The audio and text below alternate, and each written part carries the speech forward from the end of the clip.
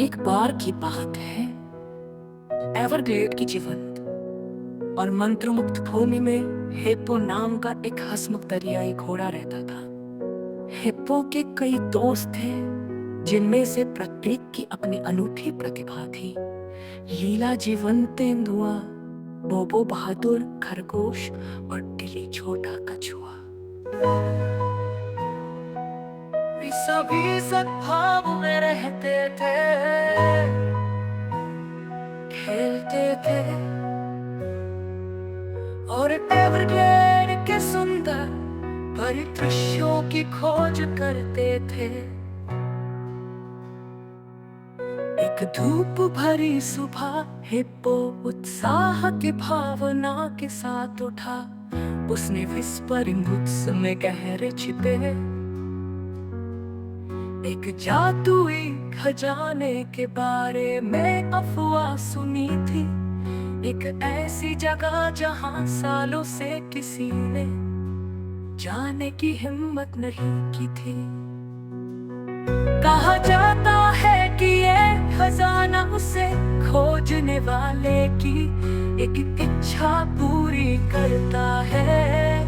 Hippo ने अपने दोस्तों को एक रोमांच के लिए इकट्ठा करने का फैसला किया। दृश्य इलाके ट्री हाउस की ओर दौड़ा, जहां लीला धूप सेक रही थी। लीला, हमें तुम्हारी गति और तेज आंखों की जरूरत है। क्या तुम विस्परिंग वुड्स में खजाने की खोज में हमारे साथ शामिल होगी? हिप्पो ने उत्सुकता से पूछा। लीला की आंखें उत्साह से चमक उठी। मुझे भी शामिल करो हिप्पो, ये एक अद्भुत साहसिक कार्य जैसा लगता है। इसके बाद वे बोबो को खोजने गए, जो एक नया बिल बनाने में व्यस्त था। बोबो, हमें तुम्हारी बहादुरी की जरूरत है। क्या तुम हमारे साथ खजाने की खोज में शामिल होगे? हिप्पो ने पूछा। बोबो के कान खड़े हो गए। बिल्कुल, मैं हमेशा चुनौतियों के लिए तैयार रहता हूँ।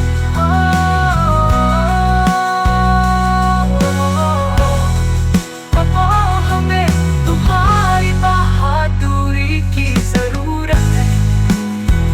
क्या तुम हमारे साथ खजाने की खोज में शामिल होगे? हिप्पो ने पूछा। बोबो के कान खड़े हो गए। बिल्कुल, मैं हमेशा चुनौतियों के लिए तैयार रहता हूँ। अंत में वे टिली के पास पहुंचे, जो धीरे धीरे कुछ पत्तेदार सब्जियां चबा रही थी। टिली, हमें तुम्हारी बुद्धि और स्थिर गति की जरूरत है। क्या तुम हमारे साथ आओगी? हिप्पो ने पूछा। टिली ने गर्मजोशी से मुस्कुराया। मुझे बहुत खुशी होगी हिप्पो, चलो साथ मिलकर उस खजाने को खोजते हैं। तो लीला की प्रोस की ओर चल पड़े, जो प्राचीन पेड़ और रहस्यमय ध्वनियों से भरा हुआ था। वे जितने कहे गए, ये उतना ही कहे। दृश्य वो प्राचीन वृक्ष की पहली धारा के दूसरी ओर में अजीबोगरीब नक्काशी वाला एक प्राचीन वृक्ष मिला। यह एक सुराग होना चाहिए, टिली ने प्रतीकों की जांच करते हुए कहा। ये एक पहेली जैसा दिखता है। दोस्तों ने मिलकर काम किया। लीला ने अपनी गहरी दृष्टि का उपयोग करके विवरण देखा। हिप्पो ने अपनी ताकत का उपयोग करके भारी शाखाओं को हिलाया। बोबो ने छिपे हुए संदेशों को समझा और टिली ने पहेली को हल करने के लिए अपनी बुद्धि का उपयोग किया। जब उन्होंने इसे हल किया, तो पेड़ का तना खुल गया, जिससे एक छुपा हुआ रास्ता दिखाई दिया, जो जंगल में गहराई तक जाता था। खजाने का संरक्षक आखिरकार वे एक समाशोधन में पहुंचे जहां एक इंद्रधनुषी रंग के पेड़ के नीचे एक चमकता हुआ संदूक रखा था। लेकिन खजाने की रखवाली ऑर्लो नाम का एक बुद्धिमान बूढ़ा उल्लू कर रहा था। खजाने का दावा करने के लिए आपको मेरी पहेली का उत्तर देना होगा, उल्लू ने चिल्लाया। ऐसी कौन सी चीज है जो जितना अधिक आप साझा करते हैं उतनी ही बड़ी होती जाती है? दोस्तों ने एक साथ मिलकर गहराई से सोचा। एक पल के बाद हिप्पो की आंखें चमक उठी। ये खुशी है, उसने कहा। ऑर्लो मुस्कुराया और एक तरफ हट गया। तुम सही हो हिप्पो, खजाना तुम्हारा है। जादुई इच्छा। हिप्पो और उसके दोस्तों ने संदूक खोला और अंदर एक सुंदर चमकता हुआ रत्न था। उन्हें पता था कि वे एक इच्छा कर सकते हैं।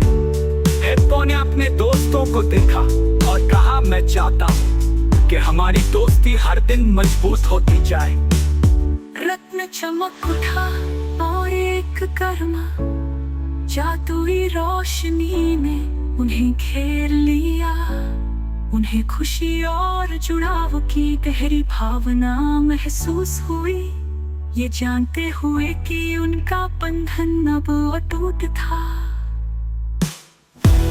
खुशी से भरे दिलों के साथ हिप्पो और उसके दोस्त एवरग्लेड वापस चले गए। उन्होंने अपने साहसिक कारनामों की कहानियां सभी अन्य जानवरों के साथ साझा की, जिन्होंने विस्मय और उत्साह से सुना। दृश्य एवरग्लेड जश्न मनाता है। उस रात एवरग्लेड की पूरी भूमि ने हिप्पो और उसके दोस्तों की बहादुरी और दोस्ती का जश्न मनाया। वे सितारों के नीचे नाचते रहे, ये जानते हुए कि असली खजाना उनके द्वारा साझा किया गया प्यार और दोस्ती है। उस दिन से हिप्पो, लीला, पोपो और तिली ने एक दूसरे की खोज, खेलना और उनका साथ देना जारी रखा। हमेशा अगले रोमांच के लिए तैयार रहे। और इस तरह एवरग्लेड के दिल में उनकी दोस्ती मजबूत होती गई, जो उनके द्वारा पाए गए जादुई रत्न की तरह चमकती रही।